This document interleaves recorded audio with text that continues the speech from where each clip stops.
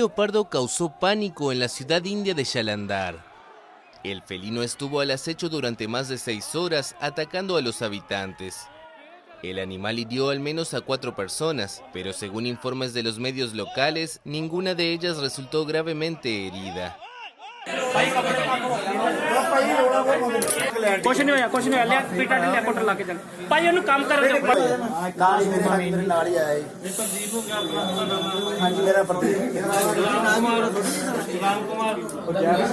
Los funcionarios de vida silvestre del estado de Punjab dijeron que el animal provenía de las colinas de un estado cercano y que llegó a la ciudad a través de campos y bosques. Inicialmente intentaron capturarlo usando redes, pero luego cambiaron a armas tranquilizadoras. La multitud que trataba de ver al leopardo dificultó su captura y la policía tuvo que bloquear algunas calles para contener a los espectadores.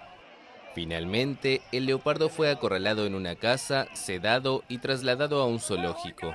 Permanecerá en observación durante varios días antes de que se decida su destino.